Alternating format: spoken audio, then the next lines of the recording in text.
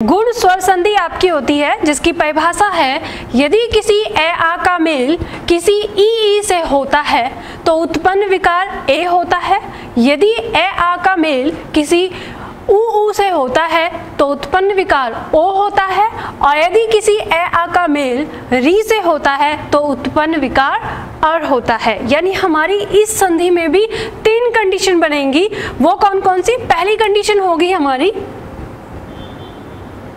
किसी ए या आ का मेल हम ई या ई से करेंगे तो हमारा जो रिजल्ट होगा वो ए होगा।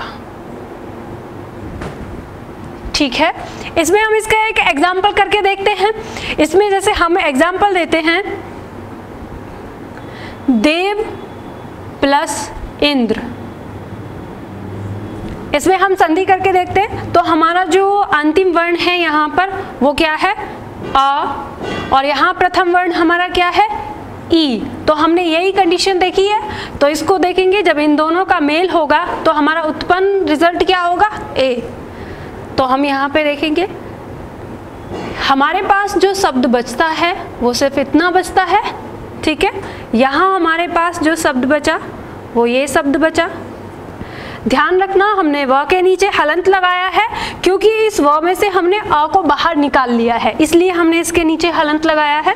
अब हम देखेंगे कि ये जो ए हमारा स्वर है इस व को पूरा कर देगा, और ये इसको पूरा कर देगा तो हमारा जो शब्द बनेगा वो बनेगा देवेंद्र।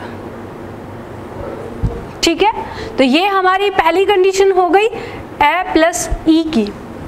अब देखते हैं दूसरी कंडीशन। एग्जाम्पल देखते हैं। एग्जाम्पल हम लेते हैं जैसे वीर प्लस उचित। यहां पे हमारा अंतिम वर्ण क्या है? अ। प्रथम वर्ण क्या है? उ। दोनों का मेल करेंगे, हमारा रिजल्ट क्या होगा? ओ। हमारे पास बचा शब्द इतना,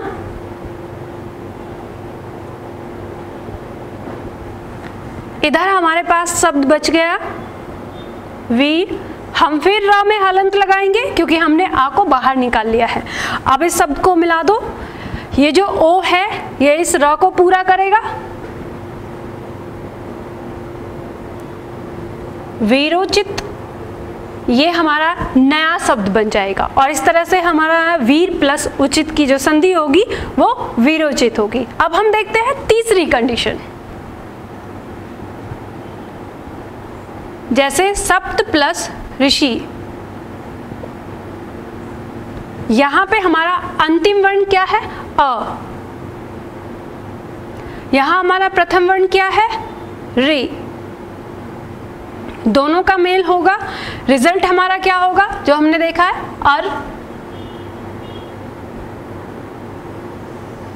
हमारे पास शब्द बचा सिर्फ,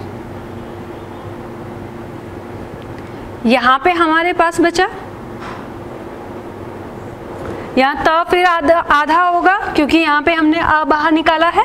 अब देखते हैं ये आ इस ता को पूरा कर देगा तो हम शब्द लिखते हैं शब्द, ये हमारा पूरा हो गया। लेकिन हम यहाँ देखते हैं कि हमारा जो ये र है इसके साथ कोई स्वर नहीं बचा। जब इसके साथ कोई स्वर नहीं बचा तो ये स के पास जाएगा सहारा लेने के लिए, तो स इसे सहारा देगा किससे? छोटा ई जो है उससे। तो ये आपका शब्द हो जाएगा सप्त ऋषि। हमें पता ही है कि हमारे व्यंजन का उच्चारण बिना स्वर की सहायता से नहीं होता और उन्हें स्वर की सहायता लेनी पड़ती है, इसलिए उनके पास अपना स्वर हो या किसी पड़ोसी का स्वर, उन्हें स्वर की जरूरत ही पड़ती है। इसीलिए जो आपका र है वो स के पास चला जाता है और उसके स्वर के साथ सहारा लेता है। ठीक है, इस तरह से आपका शब्द बनता है सप्तऋषि। ऐसे ही महा प्लस ऋषि महर्षि।